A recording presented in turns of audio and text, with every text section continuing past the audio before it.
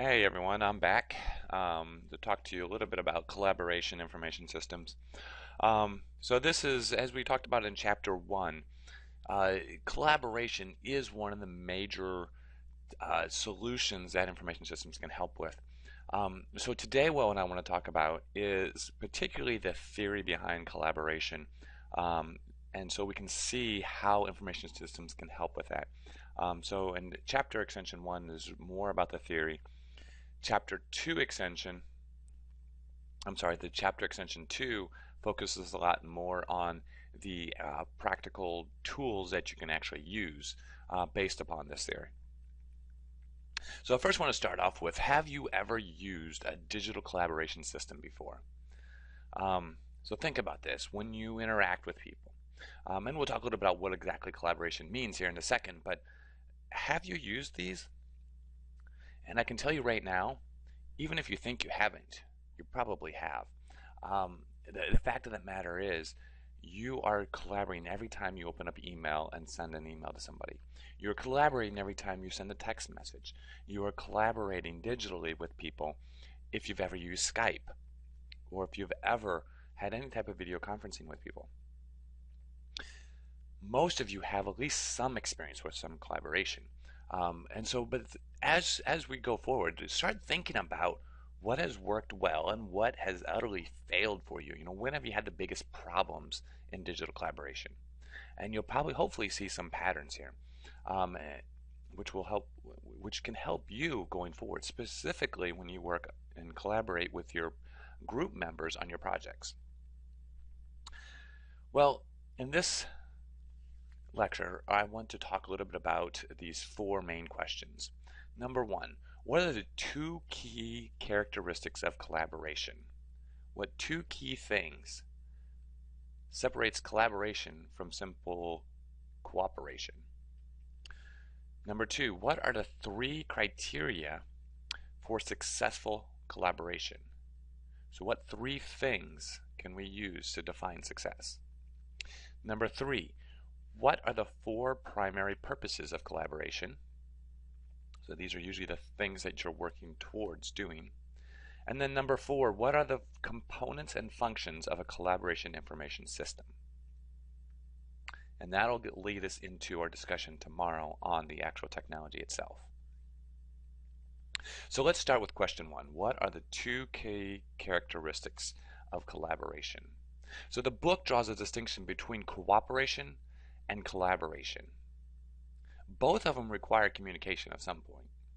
But what's different about collaboration is it brings to mind some idea that not only are they working together in some fashion, but that there's some sort of back and forth.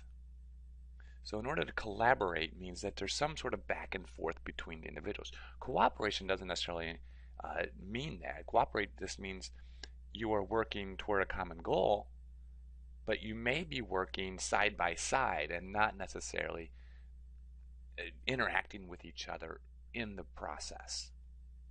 So the example the book gives was like some cashiers at the checkout lane. They are cooperating with each other. You know, if the line of one cashier gets too long, another cashier may walk up and take some of that line away from the original cashier, so now they split the work. Okay, that's a cooperation. But they're not really collaborating in that sense because they're not really, I mean, they might throw a, hey, can I get some help? Sure, I'll help. That's really not much collaboration, right? So cooperation, though, is two or more people working toward a common goal or a result or work product. They do communicate, share information, share knowledge, combine skills, share time, right? But there really is no feedback or workflow. Collaboration has a group working together to achieve a common goal via a process of feedback and iteration. So these are the two key characteristics of collaboration. It must have feedback, and there must be an iterative process. So members must provide and receive critical feedback. And by critical, what they're saying is suggestions on how to improve. It's the best way to break that down. But often involves sending work documents back and forth to each other, making changes and growing the document improving the document, uh, making it ever better with every iteration until everyone is in agreement that the objectives of the document have been met. So throughout the semester, when we are working with various projects, like the first one, your pricing strategy, that is one thing you need to keep in mind is, you know, when you're developing this product, when you're developing the solution, including things like the executive summary. Now, somebody might write up the executive summary, and they may do a pretty good job with it. But what's important is that you work together to make it better. Okay, so don't just accept and say, yeah, it's well written. They hit all the main points. No, be somewhat critical of that and say, okay, yes, there's a lot of good things in here. What can I add to make this even better? What can I add to make this not just an A minus paper, but an A paper? Try to think of how you can reach the best result that you can, and then collaborate with each other and trying to achieve that. So the process will look something like this. One person will produce something, and you might break this out into individuals working together. And so this is an important concept to get. So when you're working on projects, it's very easy to say, all right, you do section 1, you do section 2, you do section 3, and then when we're all done, we'll combine them together and submit it. Well, that's not really collaboration. That's cooperation. You've all done your individual sections, but you haven't combined it together and then found ways to review, comment, and improve upon it. In a collaborative system, what you need is not only that somebody produces something, but that the others review and comment on that. And then ask, are there changes that can make this better? If there are, let's do them.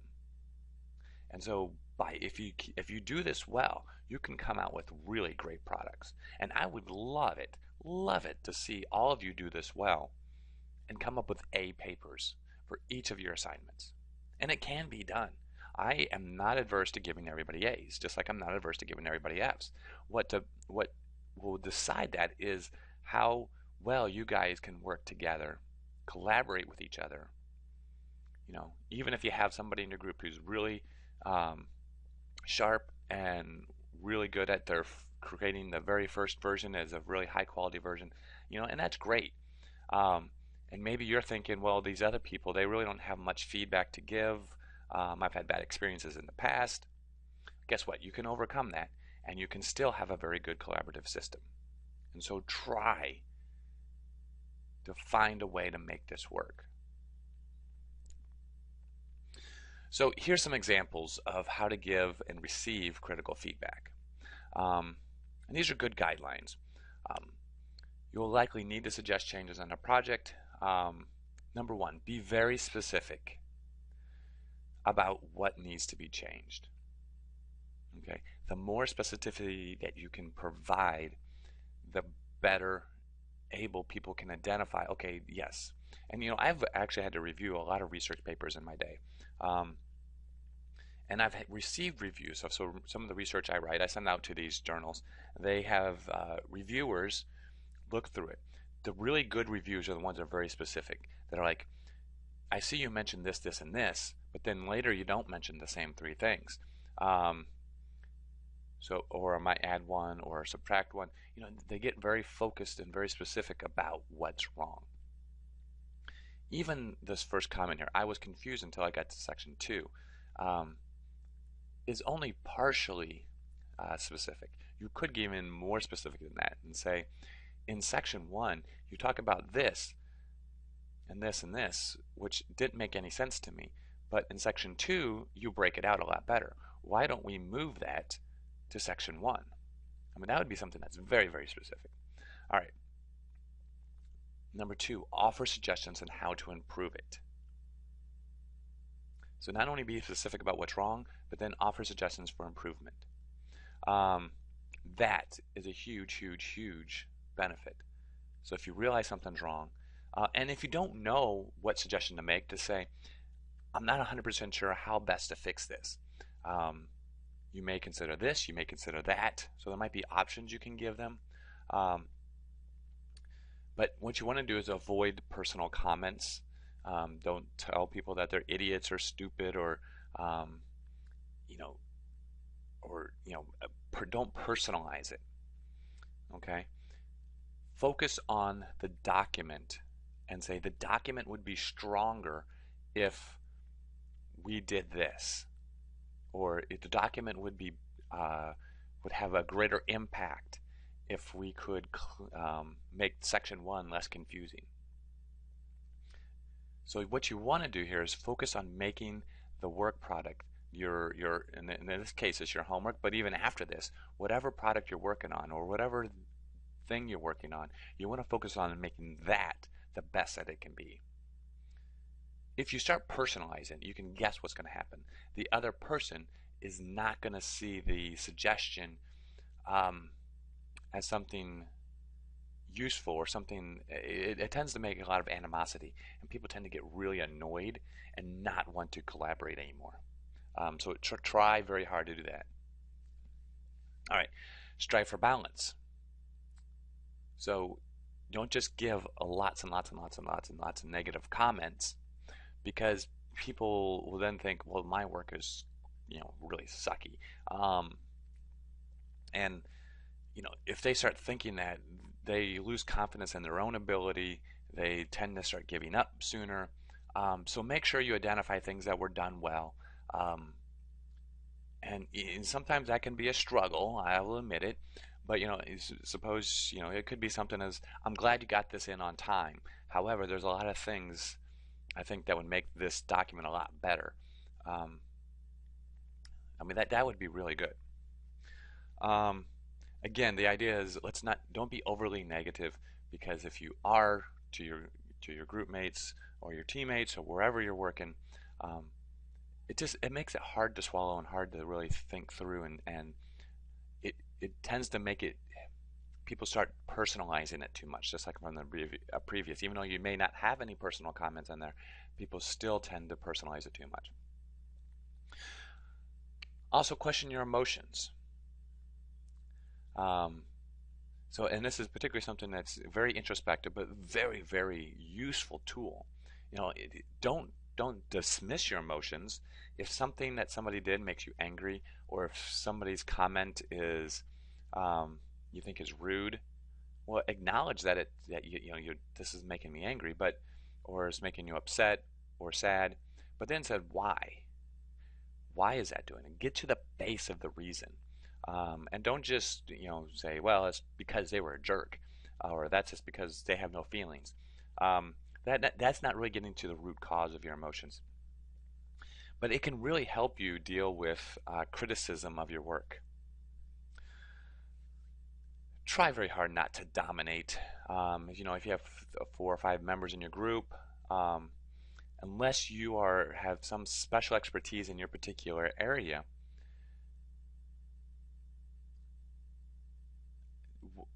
don't expect to write. You should not try to write the whole thing. You should not try to run the whole project. Now, sometimes if people are not pulling their weight, you'll feel like you need to. Well, yes, that's true. But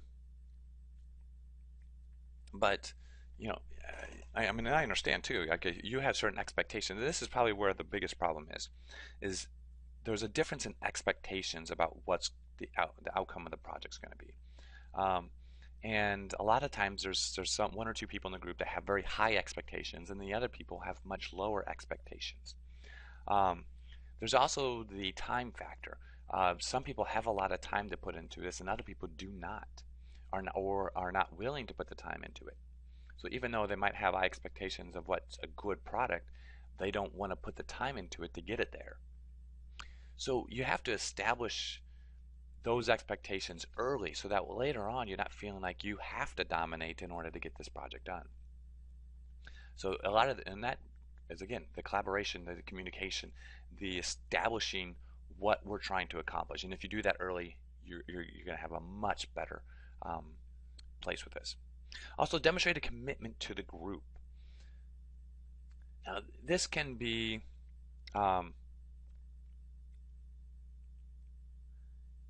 try to see the group as a whole, as you're part of this group, and that you're not above the group, you're not outside the group, but you're part of the group. And so the idea here is, and I would probably restate that, not just demonstrate commitment to the group, but demonstrate commitment to having or reaching your common goal for the group. So if the group's not just having a group, but having a common goal that pulls you together, and be very clear about what that common goal is so you can all achieve it together. All right. Now, the book is right to point out a very big warning. People in your group do have a lot of different education experiences, expertise, life experiences, and different values. And these can be both advantages and disadvantages depending on how you use them. Okay? So the end result should be more likely to satisfy the diverse objectives of the participants. And the work may take longer because of this. And conflict may result. However, there is, if you work together at identifying the strengths and the skills of the individual people in the group and take advantage of those strengths and skills while trying to minimize irrelevant differences. So sometimes differences in your group will lead you to, to talk about things that really just aren't that important.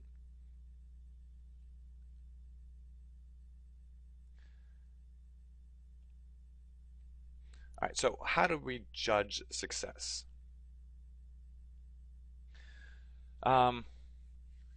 There's really three primary ways. The actual end product itself. Did you actually successfully complete it? Then there's the process of getting there, which is actually number 3, meaningful and satisfying experience. So these are the means. So there's the end product, there's the means of getting there. Was that a satisfying experience? And this could just be that your group gets along really well. And then secondly, did you experience any growth in the team capability through this project? In other words, and this may not even be a very meaningful, it may not be a very satisfying experience, but as a team, you may grow stronger over time. Even if sometimes there are conflicts, even sometimes the work that was completed was not successful. But you may have learned a lot of important lessons along the way that make you as a team and a team member better. And so you can judge success for a project in many different ways, right?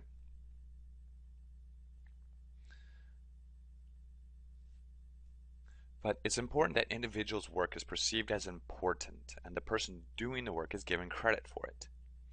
Then the experience will be perceived as more meaningful, right? So recognize each other's accomplishments for well done work, and try to build the ability to grow, to learn, and to improve your skills so that next time, and especially if this same group is going to be working together on 4 different projects throughout the semester, you really want to try to focus on not just having a meaningful and satisfying experience, not only just having successful outcomes, but having the team, your group, get stronger throughout the semester.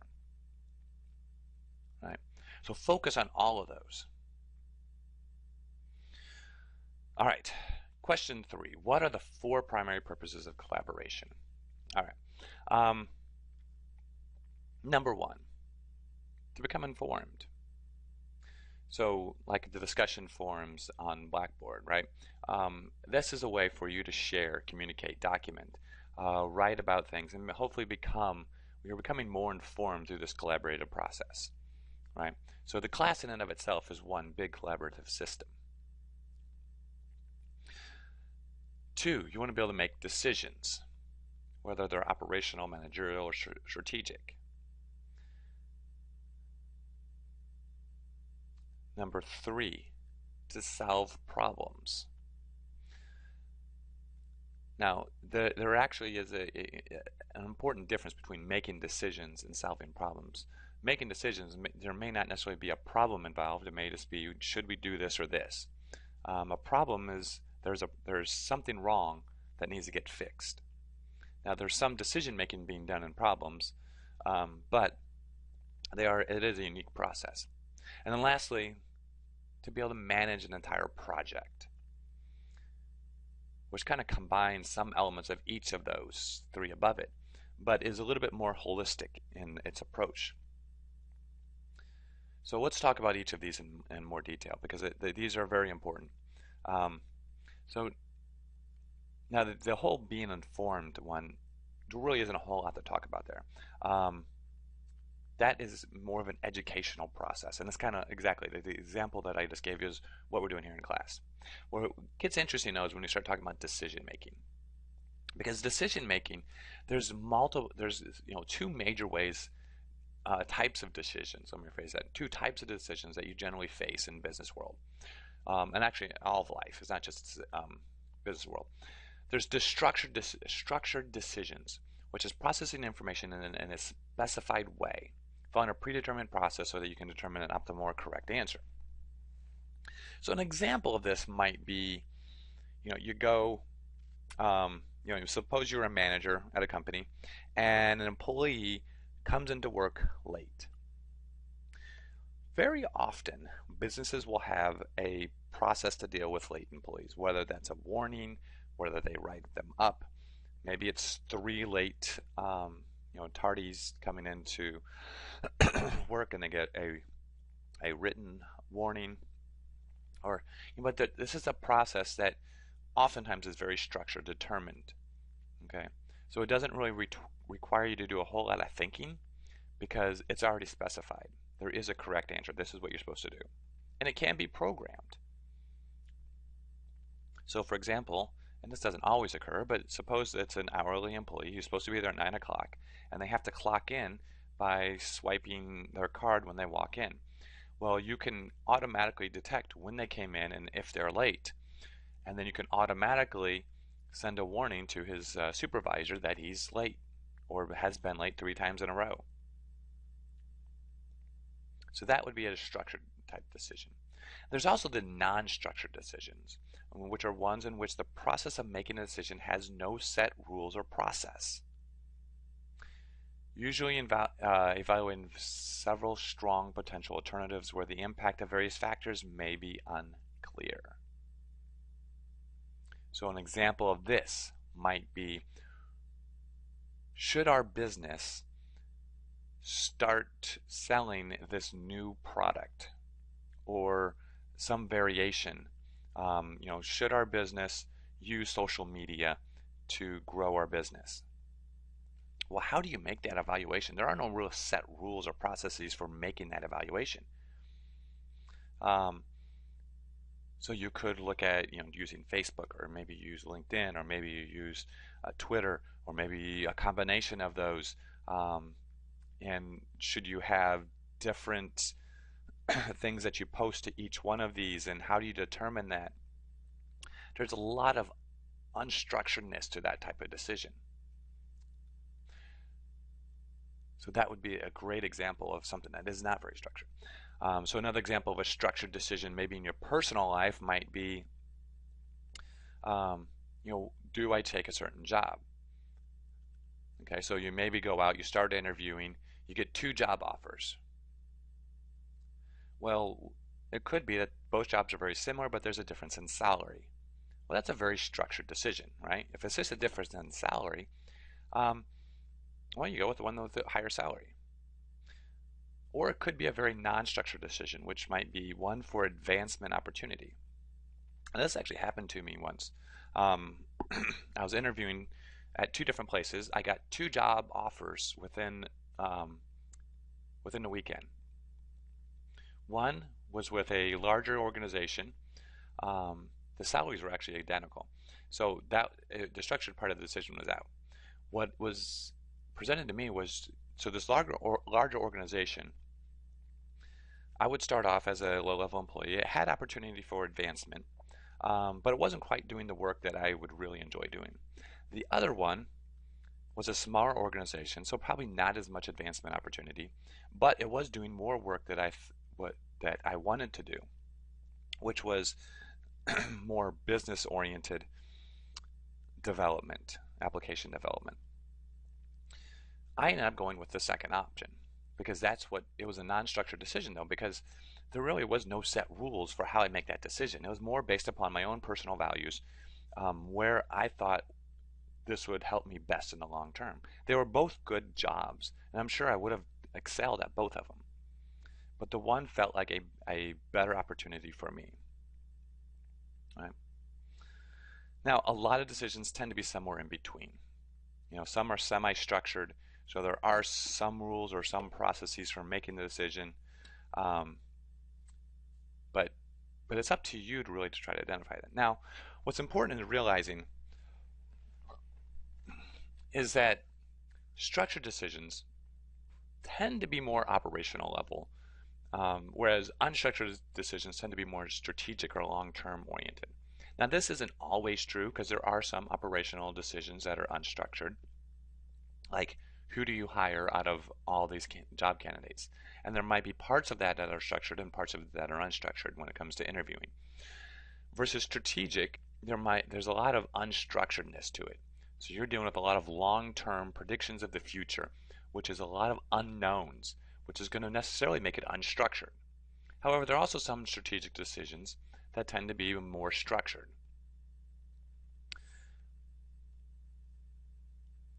So, but the important thing here is as we move up to more unstructured strategic decisions, there's a greater need for collaboration. Now, that's not saying you don't need it at the operational level, because you do. In particular, we're going to talk about completing projects.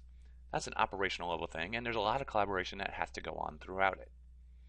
As you move up, though, you become with less and less structure to your decision. There's a greater need to collaborate to come up with better decisions.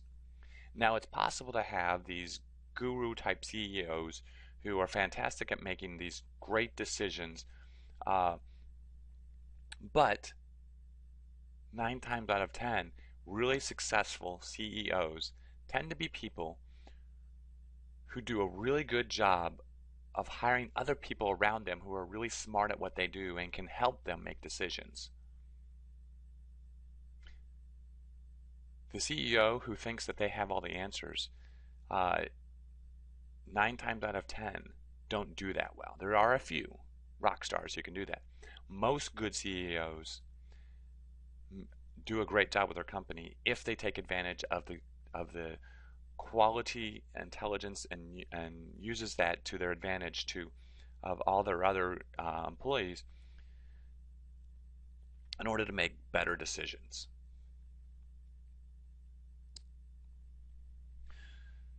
And so a lot of group decision making is done at the unstructured level. So the decisions that require brain power of more than one person using different perspectives, different experiences and knowledge, and more buy-in across the organization. There are some unique challenges though, which one I mentioned was like the dominance or production blocking, getting good participation and honesty from people, because sometimes people in a group setting tend to be a little quieter, don't want to speak up, and that's just part of their personality. There are ways to use technology to get around that. There's also issues with time and other costs, how to manage those, and also the organization or lack thereof in group decision making. Now, and I put this out of order this slide here. Let me jump ahead here. So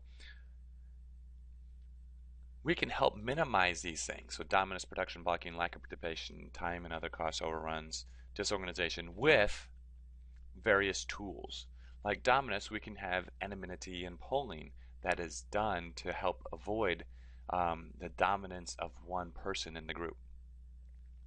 When you have production blocking, you can do things like simultaneous input. So that way everyone is putting in their information at the same time. So nothing is being, you can't, it's not dependent on any one person to get something done. Lack of participation. And this, again, if someone is afraid to participate because their personality is not one to step out and be very forward. Again, anonymity can really help with that, where they can write messages. Or sometimes people are very contemplative, so they may not participate right there in the group, but they like to go back to their desk and think about it, come up with a solution, and then share that solution with people. And it doesn't necessarily require anonymity, but it can require the ability to add input at a later date, after they have time to really think about it. Time and other cost overruns could be overcome with a lot of good agenda setting or project management. You can also have problems with disorganization, where good record keeping can help with that. You know, you've ever had a group meeting, you talk about something, and you didn't write it down what you decided. And that's why a lot of meetings have minutes, right? They keep a detailed minutes of what was decided. They do that record keeping, so that way everyone can be on the same page and avoid this disorganization. All right, so I'm going to jump back real quick, and this is something the book does not talk about, which I think is a shame, and because based on the research I've read, it is a very important part to any type of decision-making process, both in groups and individually. But research shows that we actually have two different thinking systems: a very slow, rational, methodical process, and we also have a fast, intuitive, emotional process. And you can think of this as, and you know, well, let's when we stop for a second here. People use both of these, and sometimes we favor one over another. So some people might prefer to be very slow, rational, methodical when they're making their decisions, and some people may prefer the very fast, intuitive, emotional process when making decisions. But the fact of the matter is, we all have the capabilities to do both. So like when you're writing a paper, and now let me step back even one more step. Basically the best practices that I've seen for getting work done, and I've read this in many different ways, from giving a speech to writing books to time management systems and organizational systems, that the best practices, we should, to be the most effective that we can be, we should split these two processes up when we're doing work. In other words, we should not try to do the fast, intuitive, emotional process at the same time we're doing the slow, rational, methodical process. In fact, we should have, in other words, if you're doing a brainstorming session, right, that's really tapping into the second one, fast, intuitive, emotional. Whereas if you're trying to outline the structure of a paper, that's a slow, rational, methodical process to make sure you get everything in the right order. And so, I mean, that should make sense, right? So the point being, though, effective collaboration splits these processes, but does it in a way that take advantage of each one, so that way you want to use both of these to come up with the best product. And so collaboration should try to have, especially at the end, when you're doing the rational process, you don't want interruptions. You don't want people constantly talking over you or interrupting your thought process. It slows you down. So you want to do this on an individual level. However, when should you get together as a group then and collaborate? Well, one, you want to do it when you're having these fast, intuitive, emotional processes. You want to try to, a lot of times that can help to do it in a group setting, especially like brainstorming sessions. Now again, you have to be careful of people that might dominate the group, or people that maybe although they can tap their fast, intuitive, emotional process, struggle to do it in a group setting. And so there's ways to get around that, and I'm not going to dig into that too much. But you also, effective collaboration means you also decide who's doing which one of the slow, rational, methodical processes. That's part of the collaboration as well. All right, so let's move on. Those two different systems also apply to the problem-solving process here. So define the problem. In the problem-solving process, there's define the problem, identify alternative solutions, specify specify evaluation criteria, evaluate alternatives, select an alternative, implement solution. Right. And you may have ever even heard of this before. I think we use the decide model within our school, a business, and so you may have, I know, I'm pretty sure you've probably already seen this. Uh, the idea is, though, if you have a problem, what you try to do is, go through this process to finding a solution. Now, this obviously can use a lot of help with people from different backgrounds looking at it from different perspectives. Because a problem, if you ask a problem or ask people to look at a problem, if you ask like a manager from different departments, they may look at the problem in a completely different way. They may see the problem from different perspectives. And so looking at the holistic side piece of it can really help you define the problem better. And that certainly needs a group effort to really define a problem well. To identify alternative solutions, again,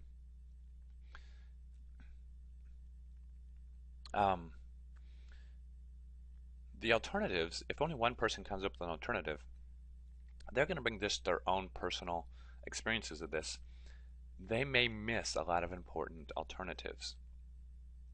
So again, a group feedback is important. Specify evaluation criteria. And here again, you have to not just identify what solutions are possible, but how are we going to evaluate which solution is best. You need to make sure that everyone will be satisfied by looking at all the different possible criteria and figuring out which criteria we're going to look at.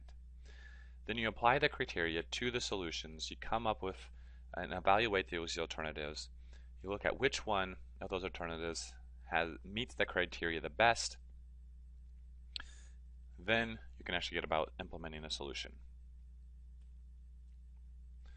All right.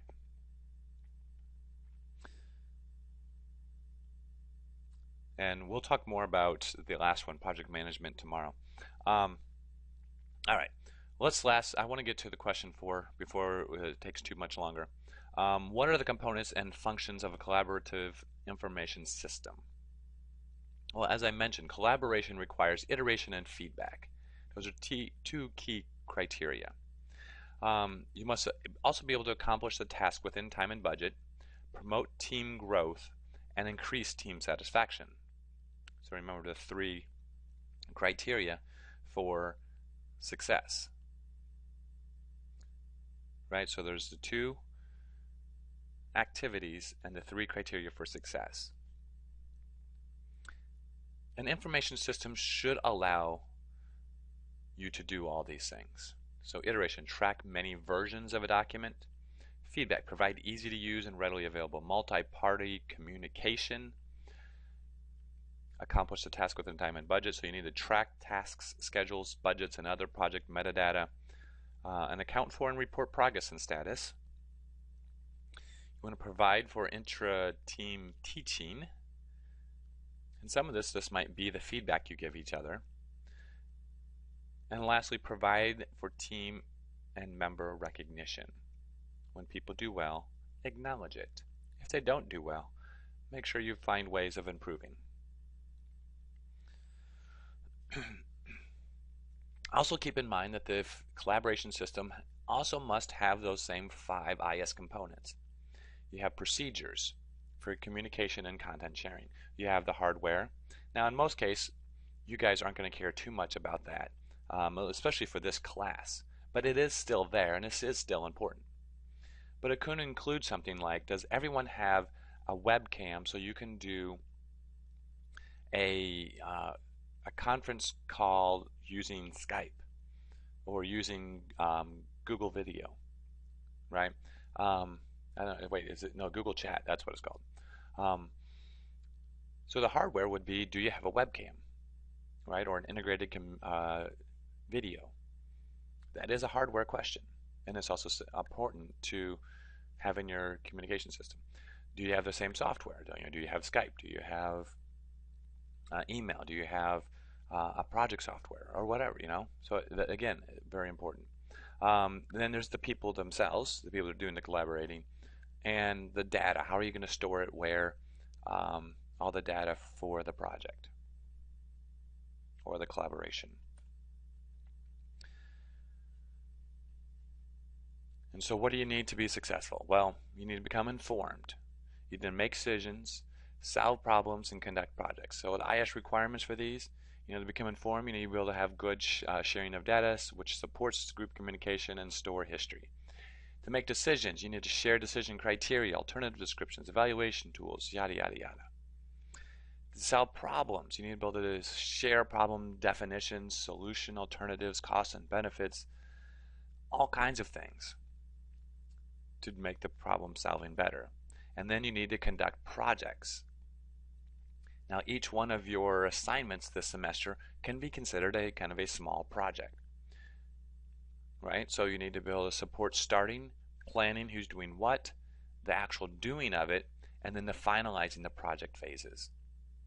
This includes assigning people to do certain jobs, having deadlines, and keeping track of all that so that way you can all be successful.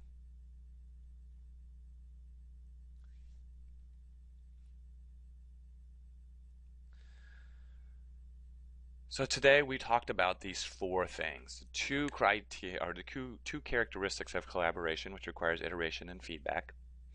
We had question 2, which is what are the three criteria for successful collaboration, which is the means, the end, and the improvement of the means and end. Third, what are the four primary purposes of collaboration, which is to inform, to decide, to problem solve, and then to manage projects.